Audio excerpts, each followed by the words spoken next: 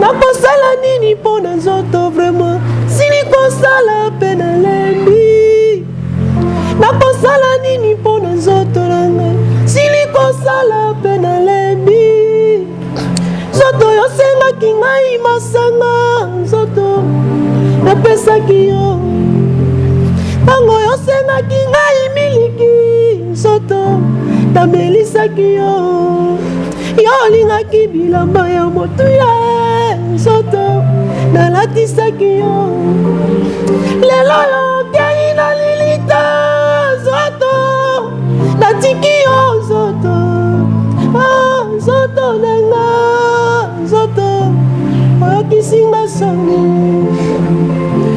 Bon, est-ce que pourquoi ça l'analyse en Zembo aujourd'hui ata 9 chansons to 10 il y a lelo sangisa longo na bibi au kabula to sangisa longo otia comme ça analyse yo tuninga ya mwana na tuna question moko pa batu nyonso ta ba o ba landa biso nani sa mona $100 à faux ata yo journaliste au tombola musa parce que mona da $100 à faux n'est-ce pas la so na lobby nani sa mona $30 ya faux au monde en côté oui pourquoi parce qu'il y a vrai pesate. Comment ça? Mais oui, je $30, il y a vrai, il y a faux payé. Donc, il y a faux, et si vous avez laté, il y a vrai zaté. Il y a une promesse à Kala. Donc, ceux dans la Kanga qui n'a pas la balle, c'est que la Kama sous la mine, on est au Puis, c'est une PCOD, pour ça à 3T. Là, vous pourquoi? Parce que Bato Bele Bakanisara, vie est un album, sauf c'est l'album de vie. Non. Naza sans album bana na album na banzembo bien et vana na opé non et bimate pendant mokile bimi na sali ba sortie officiel album non na salade tu vois mais cela n'empêche pas que nzamba pas molanga combien de personnes yo yebi ba misa ba album 3 4 mais standing à vie et ça par rapport à l'album té c'est d'abord écouter Dieu c'est d'abord faire ce que Dieu veut bon ba que depuis maintenant chaque lundi, tu as en direct dans RK Pro TV. Chaque lundi à partir de 20h. 20h, chaque lundi, tu as partagé déjà. Il y a déjà que l'évangéliste Josué Mayala a eu des sources dans RK Pro TV. Chaque lundi à partir de 20h, nous sommes ensemble avec vous. On va prier des enseignements de base. Des moments aussi d'adoration et des moments de parole de Dieu chaque lundi à partir de 20h dans RK Pro TV. Que Dieu vous bénisse. Elle arrive dans ce pays où la parole était rejetée. Quel désordre dans ce pays. Mais Daniel craignait son Dieu.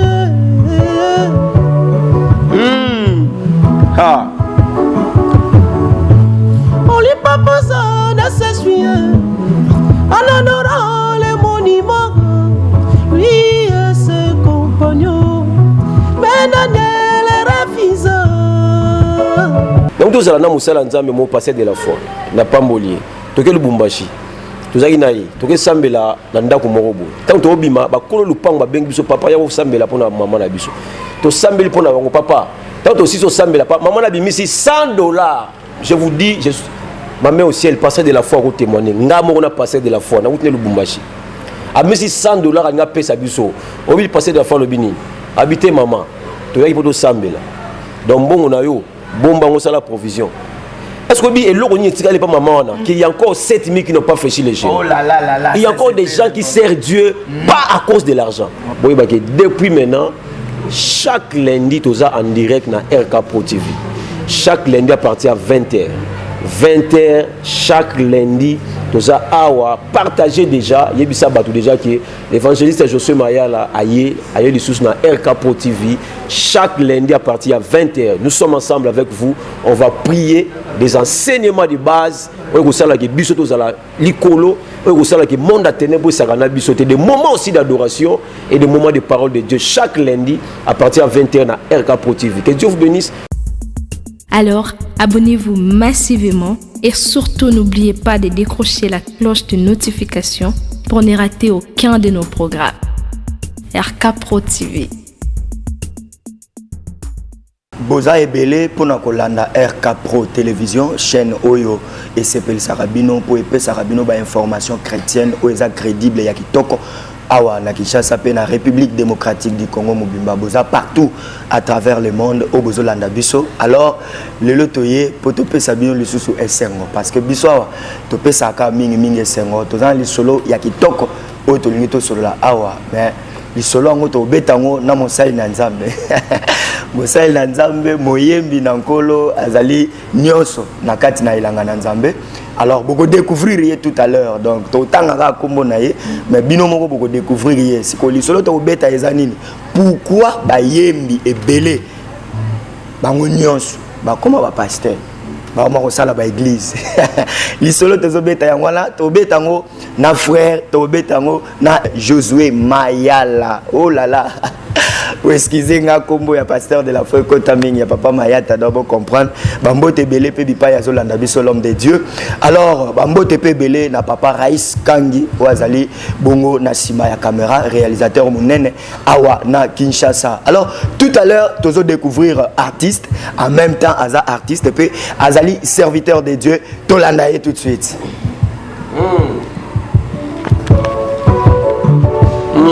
Merci. Daniel arrivait dans ce pays où la parole était rejetée. Quel désordre dans ce pays. Mais Daniel craignait son Dieu.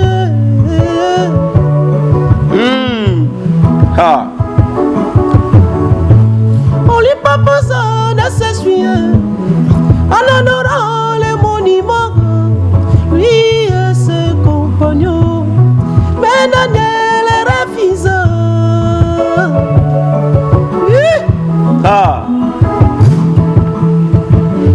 Dieu ajouta l'intelligence à ces quatre bons jeunes hommes à cause de leur sanctification.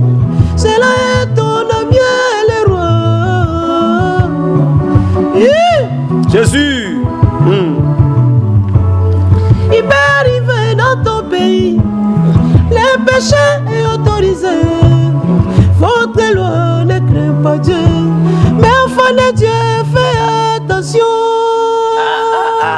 La kanisi na bandako bandeko bazo beta déjà maboko bo beta maboko makasi vraiment eza esengo mingi. Alors bandeko je pense que bo découvrir le sumu ngongo wana ngana lobate mais bilo mo bo découvrir to lobaki ke komona ye évangéliste Josué Mayala. Mbote mosali na nzambe. Mbote papa journaliste. Tozana esengo makasi ya koyamba yo lelo na plateau na biso ya RK Pro Télévision.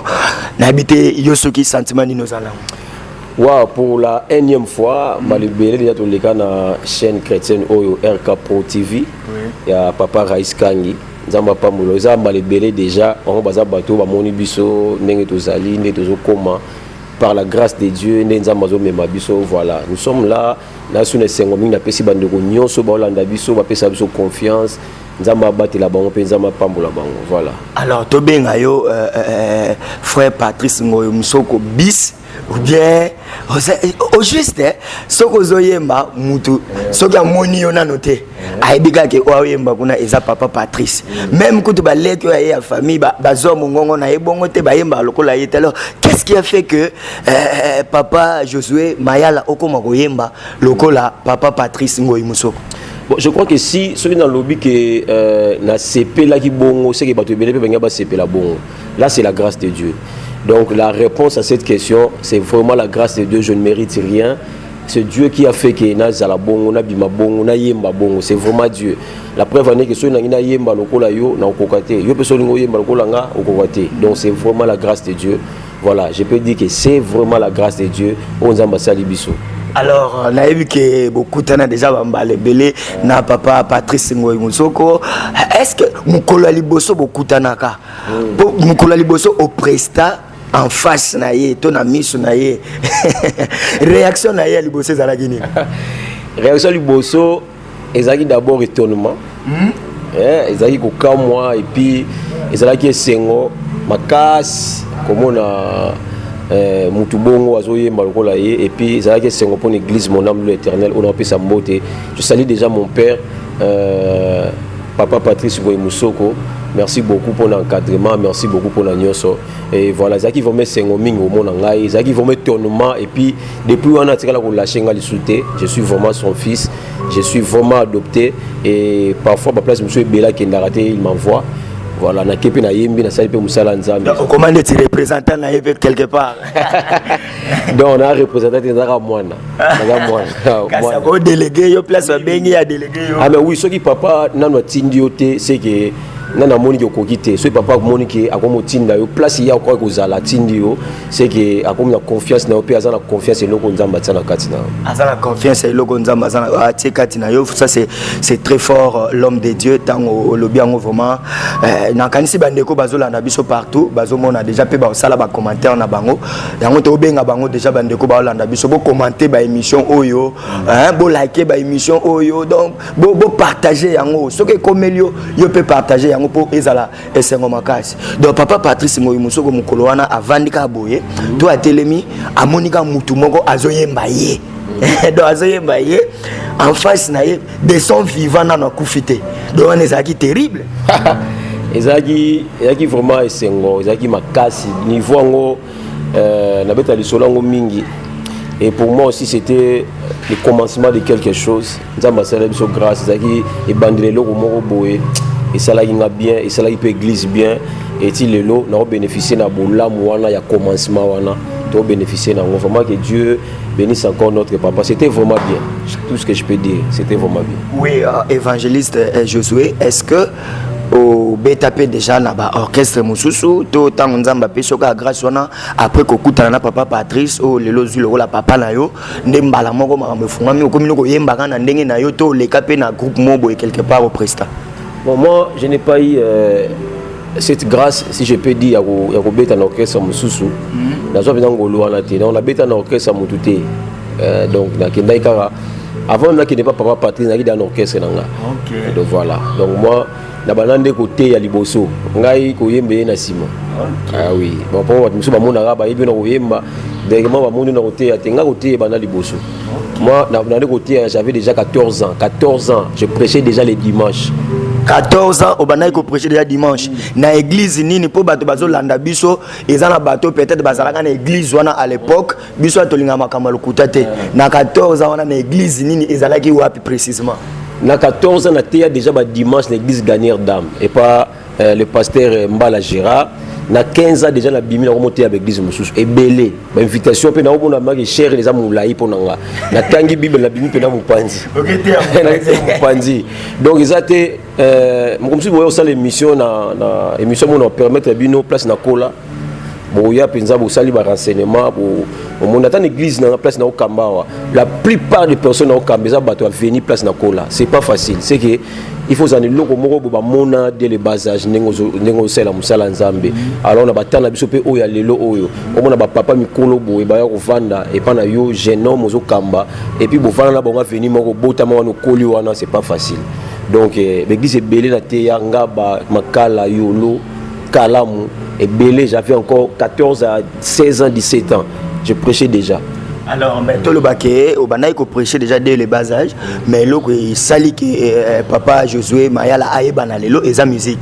Oui, c'est la musique. Des sali que naïe banana bande ko belé na bamikila poto et sa musique parce que dans les canaux émission quand papa Raïs oyo tant on a na chaîne mususu ba ya ko solliciter nga vraiment faut ça la émission des émissions on a et ça là vraiment ba de bebaye banga to bana ba to belé na poto oh le petit les autres continuer au sana bango puis ba soutenir biso voilà.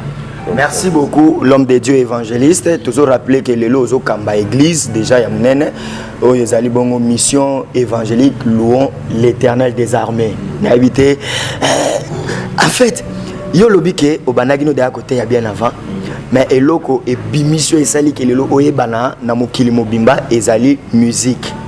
Alors tant on monique au bimi na yo déjà na musique déjà bato ba yebi yo frère Josué Mayala bazo beta les solo na yo ayemba loko la frère Patrice pourquoi pas otika la gino kaka na musique kaka ozoyemba no kaka pour ozo évangéliser na yo pe na nzela baloyembo pourquoi pas otika la bon c'est eloko ebele zo bo mabato c'est ça eloko ebele zo bo mabato za ya moni na vie soko landika o bato balobaki ndelo ko zo kufa Moi, je commençais d'abord par prêcher la parole. Et puis, nabandi oyemba. Koyemba nde mutesali ke les frères Mayala ayebana, batmusuba yeba epe, bamsuba bana kubenga ye, c'est par rapport à koyemba. C'est là elongo linga te loko nzamba tsana kati na nga ya koteya. Elongo linga ngote.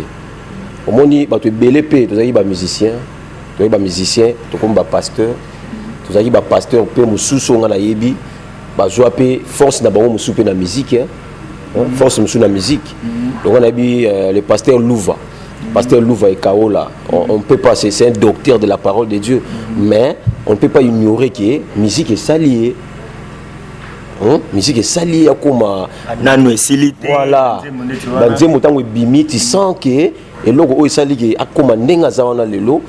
Musique peut pousser un coup de pouce dans le ministère naïe. Alors ce qu'on que je néglige ça parce que les hommes parlent. Il y a comme un niveau dans lelo. Tu vois, donc c'est compliqué. Je suis par plaisir, oui. Je suis par plaisir parce que l'homme, l'autre est là à Saliboé, on a pu Salaboé. Là maintenant, on commence à la Makamboya, au Teka, pour nous séparer Sabat. Selon les hommes. Alors, ezalaganini, ezalagande ceux qui m'ont commis remarqué que côté musique, azoko ka sous-souté, ezosimba sous-souté, na lobi bona kimela nangana no côté parole, to eloko nini motiva. Est-ce que ça pena appel ya Nzambe? Est-ce que ça ka courage kaka neto lo bakana kishasa que bon courage kaka a kotika na makambo ngoto eza nini eloko ni sala ke muta longwe na musique ayemba la moko na makambo ya côté. Bon, question on a répondre en généralité. Parce que ça question en généralité que ezalaka bongo non. Chacun de nous a sa façon où Nzamba bengela. C'est-à-dire eza constat biso to sali. Oui, constat on est vrai. Que je vois même moi-même na yebi que ba pasteur est belé, na ba yembi belé lelo tout ça ba pasteur. Tout ça ko kamba l'église. Mais la question on a je ne peux en aucun cas répondre en général que c'est Dieu qui nous a appelés. Nzamba ne mutabela na tout ça l'église non. Et l'autre, oui, parce que tu fais l'émission avec moi. Moi, je ne sais pas. Moi, je ne sais pas. Donc, et puis, à vrai dire, tout ça armé. Tout ça armé. Et ça là-bas, et ça là-bas, tout ça armé, mon corps, et ça armé céleste, armé en Zambie. Bit n'a plus ça là. Quand on a battu dans le monde à ténèbres, on peut battre dans le monde en Zambie. Ce qui a bit n'a plus ça, mon corps. Je ne vois pas pourquoi, moi personnellement, na yebi que on a banni ma musique, ce qu'on dit que ma musique est simbagité, j'ai na ondimate. Pourquoi? Parce que musique mute sali ke na bala. Musique mute sali ke lelo na za stable. Na kati église nanga ou na okamba. Partenaire à liboso église nanga c'est moi-même. Donc personne ne peut me dire que je sers Dieu na kati église pour na zombo. Parce que en aucun cas dans la église ne foutu la nganda côté. Je suis devant l'église na chair. Dans l'église foutu la nganda côté mais ngana foutu l'église nda plusieurs fois. Tu vois, donc de ma part, non, l'église, je suis désolé, c'est pas tout le monde. Il y a encore 7000 qui n'ont pas fléchi les genoux. Et on a battu la Nzambe, il y a solo na Congo, Bazali. Il y a toute la question, moi, pas battu, nous sommes au Hollande biso. Là, nous sommes à $100 à faux. Attends, journaliste au tombe parce que moi, on a $100 à faux. N'est-ce pas? Nous sommes dans le lobby, nous sommes à $30 à faux. Au monde en oui, pourquoi? Parce qu'il y a vrai pesate. Comment ça? Mais oui, mon combat ça $30 il y a vrai. Il y a faux payé. Donc il y a faux et tigala ko zalaté, so il y a vrai zaté. Au tigala ko mona jamais na Congo awa. Ba bimisi 40 francs il y a faux. Et tigala ko zalaté. Même ko 40 francs il y a faux, il y a vrai ko bima. Il y a faux pesani et bima. Donc il y a encore 7000 qui n'ont pas fléchi les genoux, qui servent Dieu sincèrement. Et puis, bon, la table, na peu exemple, je te dis, je suis toujours dans cette église où on a au Kamba, la mission. Les partenaires numéro 1 église, par la grâce de Dieu, c'est moi-même. C'est-à-dire, mon toit a un bon béni dans la Moussala Nzam, l'église où Azate. Donc, musique, porte musique et fongole là yo, il y a un Nzambe. Et puis, tu vas au Kangolama, tu vas appeler le Biko. Tu vois, donc il nous c'est que nous c'est ko sali la Nzambe, ba oya ko sali la Nzambe parce que ma bonze kota, ma bonze o tana kangisi yango et o tikala jamais ko futila nganda ko et laisse bana nanga non, c'est libanda, Nzambe o toucher batu musu libanda. Nde batu wana nde ba osala ke vie na biso ekende liboso. Alors l'homme de Dieu, est-ce que incompatibilité exacte entre casquette na yo ya artiste musicien na casquette na yo ya évangéliste musala nzambe surtout dirigeant topé mokambi ya église, est-ce que incompatibilité exacte? En tout cas, je ne sais pas. La Bible même a dit si Dieu donne la vision, il donne la provision. Mon toi azana ana bana 10 na ndako. Alors ça la provision mon côté na moto azana mwana moko. Donc provision oya moto azaba zaka 3 yena mwasi na mwana na ye. Lesi ngana mwasi na ngatu waka ngana mwasi na ngana mwana na ngana ndako. Provision auto sala, eza provision ya moto azana bana 12 te. Tu vois? Donc quand Dieu me donne, j'ai donné la vision à Mayala, il conduit l'orchestre et il conduit l'église. Il me donnera aussi la provision de l'orchestre et la provision de l'église. Parce que il y a un maître à Misala, on a mis son mibale. Tu vois? Donc ma bende soukoza, si tu l'as fait, parce que l'autre l'a fait, tu n'auras que la vision de ce que Dieu t'a appelé. Mais en disant cela, c'est-à-dire que vous reconnaissez aussi que par courage. Voilà pourquoi on a dit aussi il y a $50, il y a faux, il y a vrai, il y a faux allés. Tu vois? Mais la bande il y a encore 7000 qui n'ont pas fléchi les genoux, qui servent Dieu sincèrement. Tout le monde a ça là dans Marsavco. Soit ça dans Marsavco, la fin du mois, on a droit qu'il y a Marsavco, on peut ça bon. Mais on a ça dans Marsavco qui n'est jamais na bralima na ye, non on peut ça là bon bralima, bon moi nous fou parce que non combo nous a kunate. Si Dieu t'a appelé à travailler seulement là-bas, en foot ayo, on peut se provision yakuna. Mais la côté où la provision c'est parce que tu n'es pas engagé là-bas. Alors, merci beaucoup l'homme de Dieu. Je pense que Bandego Baolanda Biso Baza vraiment ne sengo bao c'est la makasi mingi mingi to senga bangonde basa la commentaire ya ba émission na biso poto yeba soki ba sepeli na mosala nzambe to yambi ba sepeli na makambazo lo bato te do bosala ka ba commentaire kaka ekozala malamu mingi. Alors l'homme de Dieu avant que to poursuivre na casquette na yo ya ki pasteur na ngi to zonga un peu moins moké na monde musical d'abord to zonga na no moi kuna. Alors oyebisa bandeko bazolanda biso, est-ce que lokola nzamba sala yo ngolu ya koyemba lokola papa Patrice ngoyi musoko tozo saluer pe ezaka ke faut tika la na banzembo na ye ou bien yo moko pe o komaka o koma o bimisa o sala banzembo ya yo moko to lobika bonga na diembelika na na kombo ya papa na diembelika na esprit wana ya papa pona bana o sala makambo na ngai. Bon, je dirais d'abord, avant de répondre aux questions, on a besoin de PCOD pour ça à 3T. Là, vraiment. Pourquoi? Parce que Bato Bele Bakanisara vie est un album. Sauf c'est l'album de vie. Non. On a sans album. On a album, on a bien. Et voilà, on a pays. Non, et bimate pendant mon qu'il est bimina ça il va sortir officiel album non la salade. Tu vois? Mais cela n'empêche pas qu'il n'y a pas molanga. Combien de personnes y ont mis ça album 3 4 mais standing à vie et ça par rapport à l'album c'est d'abord écouter Dieu. C'est d'abord faire ce que Dieu veut. Papa, c'est là, s'il vous plaît. C'est là, non, papa. Place aux autres touchés, wana. Donc, c'est là, non. Donc, au Simba, il y a carrière musicale, il y a Moutou. C'est comme si, ils ont réduit, il y a moins stabilité, il y a vie, non? Non. C'est juste la question. On a tenu la question. Non, le but est que nous plus stable. Dans le bon côté. Dans le but boy. Papa le lobby nanga n'engi na tikalika na banzembo ya papa Patrice. On a lobby. Ceux qui nous ont pêché au dé, qu'on nous ça la 3.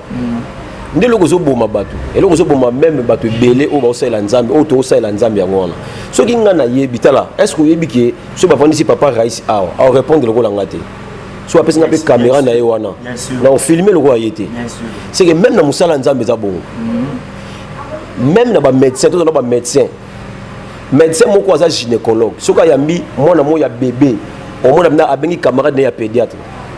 Alors, dans un monde où c'est grave, nous comprenons que Mazama est le premier. La classe de salle là, a salle on peut traiter comme moi aussi. Oh, pas au bien, on a salle la classe nous ne sommes pas traités comme moi. Tu vois, nous sommes appelés au laboratoire, ça corps du Christ. Nous sommes gynécologue, nous sommes pédiatre, nous sommes boué, nous sommes sangani. Ophtalmologue, voilà. Dentiste, basali. Par exemple, batu nous surtout basala musala na bao. Et moutounio surtout important na kata musala na. Nde monde na lebisa batu. Musala na yo eleki ya batu nyoso. qu'on néglige en côté. Un jour dans na matanga moko, maman a fukami, abandonné la bio nzamba sala nga grâce. Moi na nga pe ko maboye. Na bisi maman ko loba su bongote. Tu sais pourquoi? Parce que lelo nga na otambola bo. Soki exemple na tambola na moto. Moto na baby. Et que moi non mécanicien, na minute wana. Moi na combien important ko le ganga. Pour na roté ya te be na oyemba te po moto bonga. Faut moi na no simba ngo pour ya mécanicien. Amen, ça c'est très important. Tu vois? Faut y a simba ngo pour ça mécanicien. Donc na tawana, mutu mse pe tango hotel mabi ango. Moi na nga pesa ta mécanicien bon c'est la nga moto. Donc c'est-à-dire yo moninga osepe na nga parce que na tawana c'est na c'est musala oyanga. Ne passe na répondre na lobi que soki nzamba pesi o de amplifier de wana sala ka de wana bien. Ne passe nzamba pas molo ngwana. Nous sommes dans le but qui n'a pas cet exemple à ma compagnie. Nous avons un exemple na compagnie B. Ok, c'est un salaire na compagnie CT. Zala na B pour na B de ba foutelo. Alors donc pour le plan qu'on comprenne, c'est pour dire que pour le moment, tout ce que Dieu m'a donné c'est ça. Donc vous t'avez apprécié. Oui. Soit parce que au Dieu a donné une minute. Tu es le maître de l'univers. Tout puissant créateur, Alpha Omega, Dieu tout puissant, qui règne pour toujours.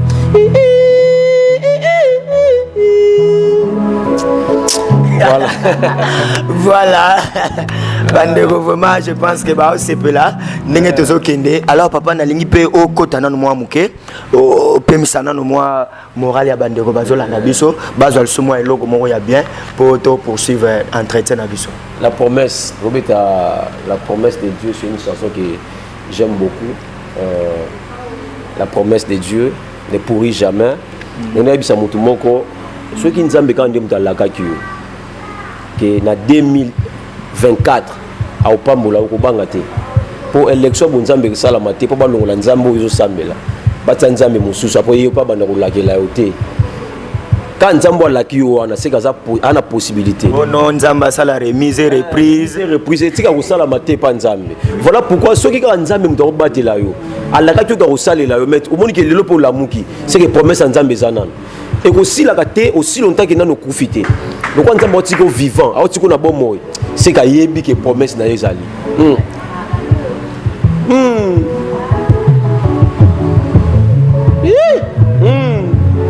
Jésus la promesse de Dieu ne pourrit jamais,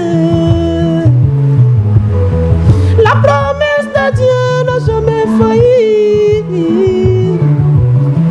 La promesse de Dieu ne pourrit jamais. Il a bien promis un jour l'enlèvement.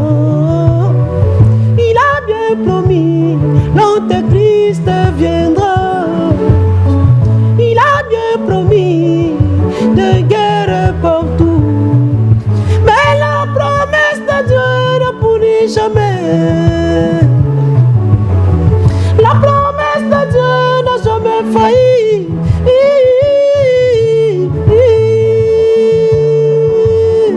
ah Jésus ata lelo esimbité ata lelo lembi yeba ko sotambola na promesse ensemble mutu aza na promesse babundisaka ye tabatina bitumba na yo eza ndenge moko te na ondeko wana po yo omema destiné bato ebele na nsima eza na bato ebele fo babika na nzela na yo nde diable acomprendre ke soki abundisi yo ata 20 personnes na famille na bino bakwei nzambe pa yebi ke soki yo bongi bato ebele na vie babongi tika nzambe abongisa mutu moko aza na destiné ebele na nsima mutu oyo bato bazozela abonga mpo bato ebele babonga nzambe abongisa bato ya lolenge wana nde nalobaka lipamboli ya nzambe eza lipamboli baliaka na bato lipamboli ozomonaka mutu azaka ye moko boye kaka ye mo banda dondwa te ya nzambe ezalaka bongo te nzambe soki apamboli mpo na bato baza pembeni na yo oh Jésus Il promet Élie, elle n'est pas miraculeuse. Ici, mais tu verras le Seigneur. Mais la promesse de Dieu ne pourrit jamais.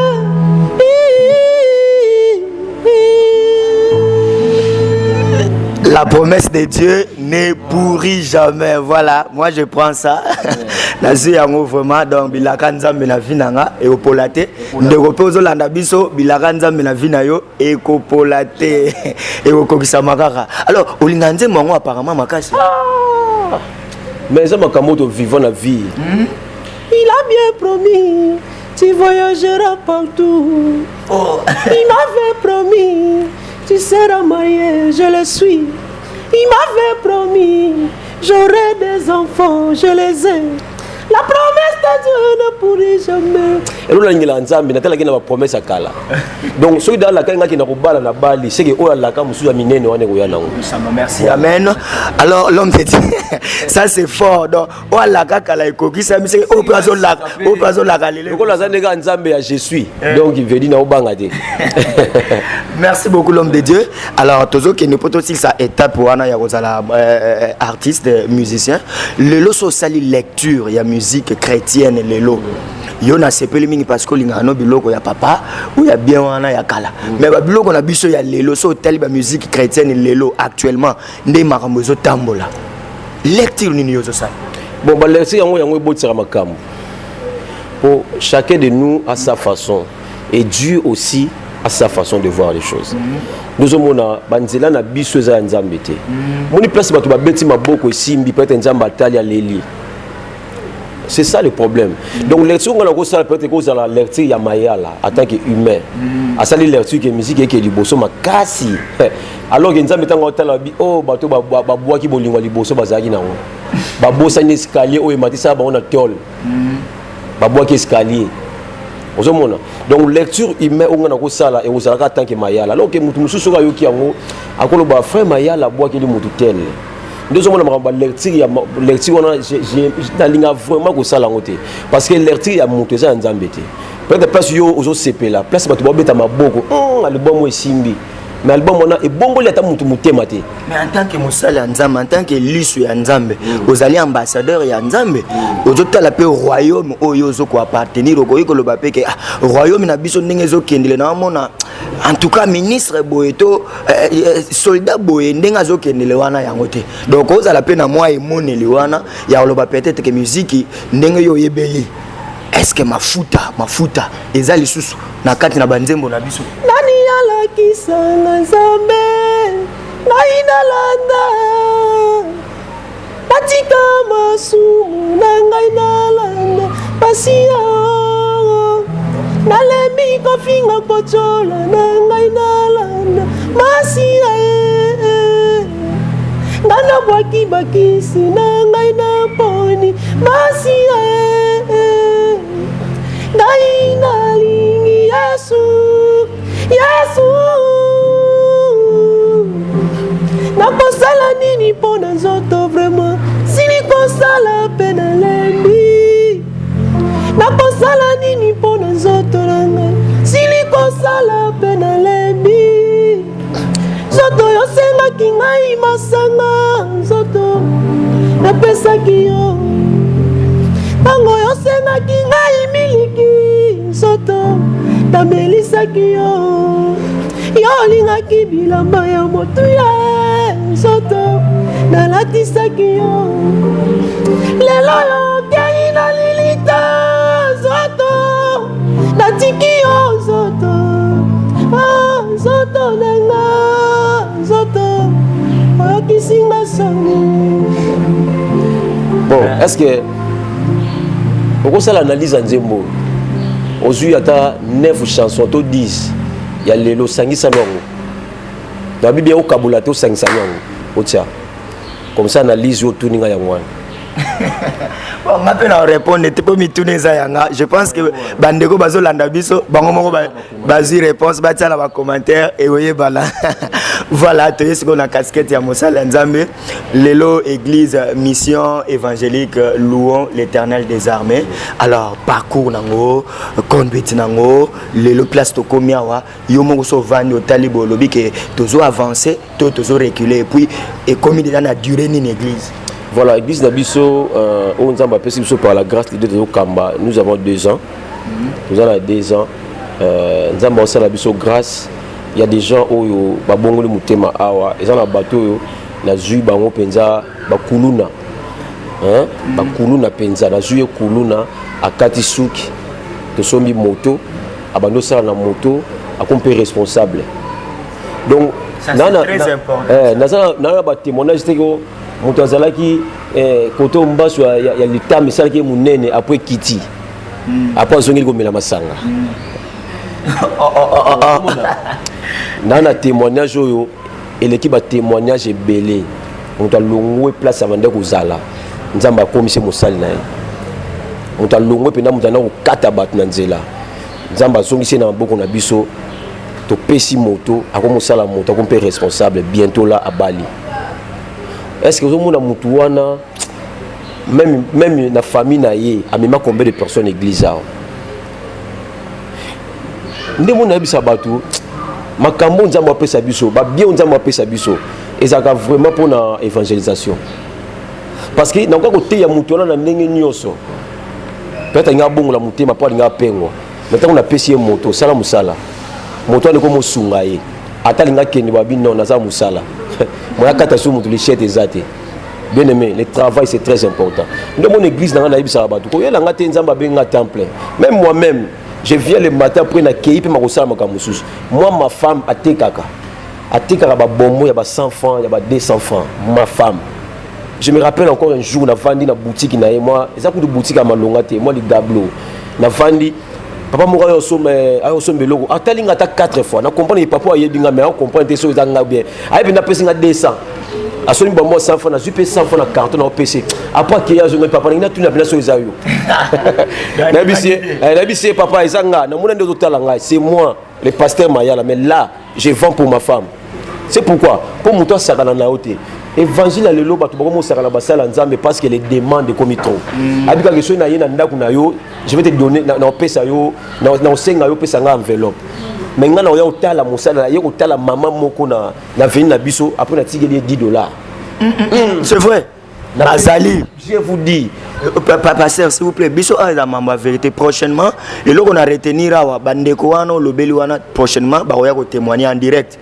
Ndeto sala boy to bengi pe ayi apesi témoignage après to leki. Na pesi ko exemple wana, na pesi ko exemple na tie kombo nanga parce que eza ngo belé mais na longo na kombo nanga. Na longo na kombo nanga. Na opesa ngo exemple comme une bonne évangélisation, une bonne évangélisation plutôt. Tu vois, donc nako kende écoutez abatu donc tous ala na musala nzambe mo passer de la foi na pambolier toke lubumbashi tozaki na ye toke sambela na ndako moko boye tant to obima bakolo lupango babengi biso papa ya ko sambela pona mama na biso to sambeli pona bango papa tant aussi so sambela papa maman na bimisi $100.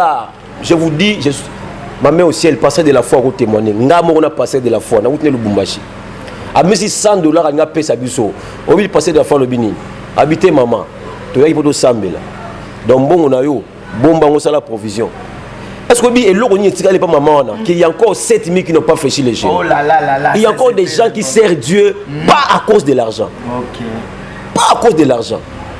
Donc on fabrique des témoignages, tout le monde a fabrication comme moi mingi pas. Nous sommes là pour quoi tirer bateau l'église depuis to banda ah aux bateau to zona bango ba chômeur ba zo misala mais na ngolo ba te ya important ka te fo ba yaka na mission na ngaba ko loba que témoignage bo les bons témoignages que je garde na mona ba kuluna otika kuluna ko salela nzambe na mona mon grand frère propre grand frère na biso mo kala donc terrible mon melima sanga mais lelo sécurité l'église. Donc, pour que témoignage me soutient dans on ça suffit pour moi. 2 ans les mission fait salama na l'eau la pour babongo la mtem. Alors église ici 2 ans, bandeko bazolanda biso bakoyi koyeba message clé. Il y a mission évangélique louons l'Éternel des armées et zanini parce que yo mo loba ki yango nzamba apesa sa vision. Dans apesi vision, quel est le message clé ou apesi yo? Gardez la constance, c'est-à-dire je loue Dieu malgré que ça ne marche pas. Ça c'est très important. Je loue Dieu malgré que ça ne marche pas. Donc, on doit comprendre makamnangate. Bible zoloba, ceux qui ont sopa mutema, non sopa mutema et pas yanzam, c'est-à-dire makamnanga, non ebisa nzam, mais devant batu, je loue Dieu. Merci beaucoup. Ceux qui ont commis pembe ninga monanzam, c'est le message qui n'a été rabatu. Aie d'abord la foi. Que nzambo atika nga la vie. C'est que nous avons la vie, la promesse n'est pas ça. Et message clair à l'église de la mission, je loue Dieu malgré que ça n'a pas encore arrivé. Merci. Merci l'homme de Dieu. On peut savoir rapidement le programme à l'église. Est-ce que mes loulou et zobongisama na l'église et tout ils ont des activités en cours. Qu'est-ce qu'il y a?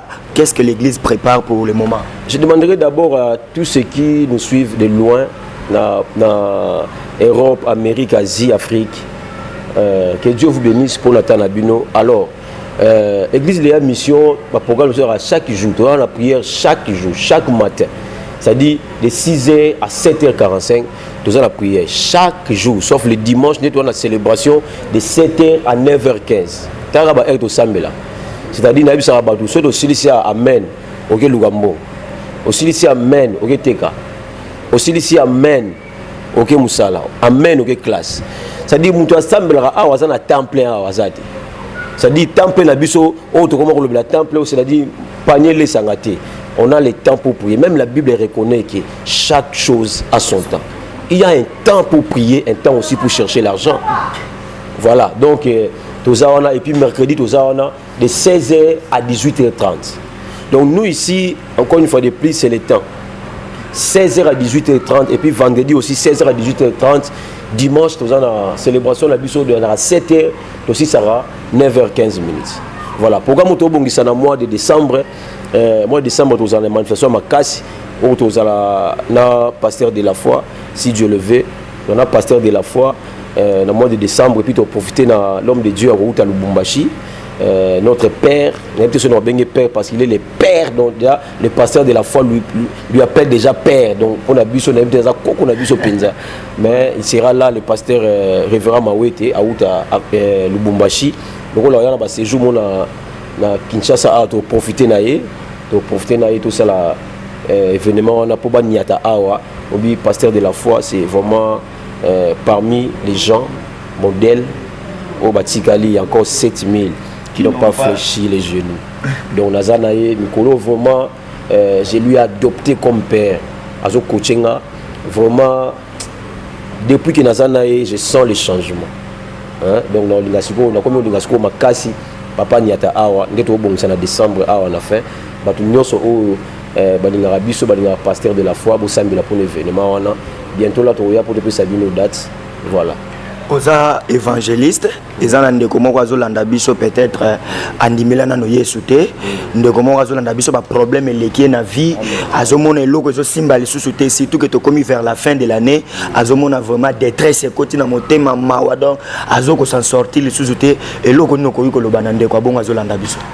Nathalie au droit aux yeux pour nabisayo, mon frère, ma sœur, il y a encore de l'espoir pour ceux qui vivent. Même la Bible reconnaître que moi où yazana bon moi aleki cause où ya kufa na valeur, c'est-à-dire ceux qui nzamba tiki yo na bon moi ayebi que projet na ye na vie na yo na mesilité na bondelio komi bomate na bondelio ata o wana akei fiancé wana tiki yo mobali wana abandonné na bana mwasi wana akoselio makambo na yebi bato nyonso bakondi mote mais nzambe aomona makambo nyonso to eleki oyebi ke ozangi na faute te mais na batu kaka nde balobi oyebi bien oyeda pe famille yango mais famille yango nde baobundisa yo osala pe bato makambo ebele mais bato yango nde baolingo te oza nde eloko osala te soki kosambela te confiance na yo ezala epa nzambe kodésespéré te. Écoutez ceci, Dieu n'a pas besoin de 20 ans pour que sa malade esali 20 ans, mais Dieu a besoin d'une seule parole. Une seule parole peut changer la malédiction de 20 ans. Le problème avec toi est la foi et la confiance à ces dieux. Et Nzamba ebike vous avez besoin de quelque chose. Que Dieu vous bénisse. Je prie pour vous que Nzamba sala quelque chose. Mais tant que l'équipe pour la mission et qu'il n'a pas battu, Nzamba futo yango parce que c'est lui le maître des temps. Sur le ngoli tanda mulandi o le maître des temps. Azong solo plus que le temps. Au père de la mission. Que Dieu vous bénisse. Merci beaucoup l'homme de Dieu. Merci. Nabande konyonso oyo bolandi biso bozalaki vraiment ébélé à travers le monde. Oboti kolanda émission to uti kubeta le solo awa koyeba ndenge nini basali ndenge nini bayembi ébélé na mboka na biso bakomi ba pasteur boyoki ba réponse biso toza na commentaire vraiment ya kosala te par rapport ya makambo oyo invité na biso uti koloba mais ngana tunika question moko toyambaki papa Josué Mayala ya yemba mingi papa Patrice so ngana banzemba papa Patrice na linga mingi yika mpiko siko yo pe muto zo landa biso sala commentaire komela biso na banzembo nyonso ya papa Patrice Ngoyi Musoko nzembo nini yo lingaka mingi komaka kenga na bengi bino na France nzembo nga na lingaka mingi eza nzembo boye esili nango eloko ato sengi yango wala merci na RK faut dire Rais Kangi wazalaki na sima ya caméra réalisateur munene merci na musala kitoko mama Benizola bambote belé mama Merveille ya Kimuntu couple Patrick et Aldi Mouyobo bande konos bozola na biso na France papa Augustin na Suisse maman Nelly Mampangula na Suisse donc bande konos bozola na biso bo continuer toujours ko sala ba commentaire peut ko soutenir afin que chaîne ekende toujours de l'avant alors poto kabwana mosala nzambe apesa mwambote na mutoyo ya kolinga et puis to kabwana na ina mwa loyembo ngana silisi déjà merci beaucoup.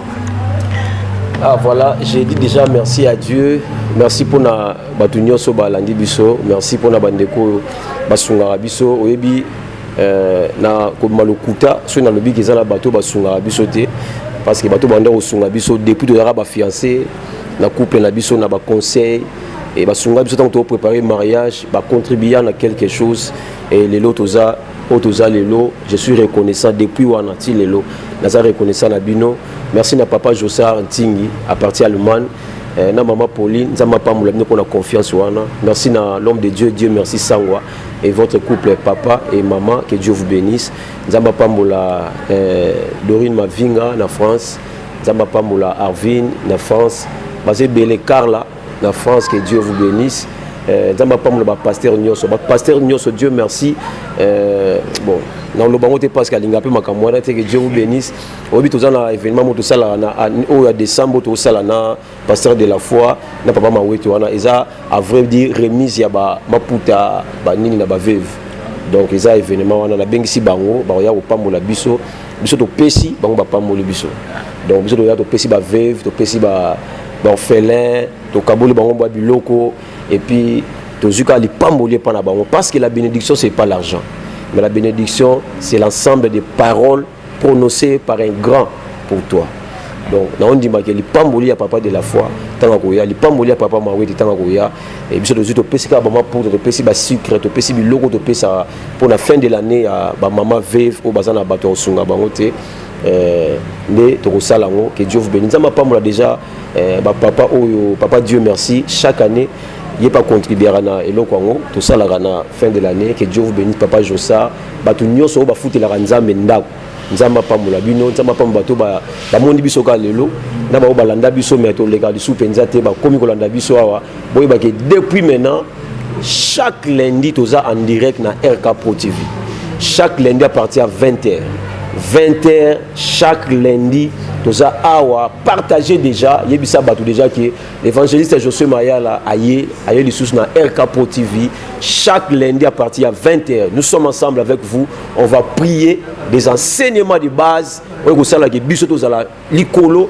oyo sala ke monde a ténèbres sakana biso te des moments aussi d'adoration et des moments de parole de Dieu chaque lundi à partir à 20h na RK Pro TV. Que Dieu vous bénisse. Merci encore papa pour quitter musika pour ko mona biso na église. Que Dieu vous bénisse. Merci beaucoup papa. Alors directement toujours clôturer na moi le yemo pour bande ko balandi biso basi. La voix dit Seigneur m'appelle, prends ta croix et viens sur moi. Je réponds, sauveur fidèle, mais voici, je suis en toi. Jusqu'au bout, je vais te suivre. N'abandonne pas jusqu'au bout, va jusqu'à la fin. Que Dieu vous bénisse, que Dieu vous bénisse. Merci beaucoup papa. Nzamba pambola. Abonnez-vous sur RK Prod pour équilibrer votre vie. Un programme consistant pour votre vie chrétienne. Campagne évangélique. Prédication. Prière.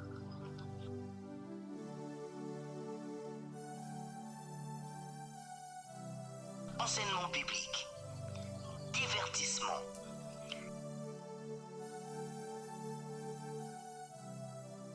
Cinéma.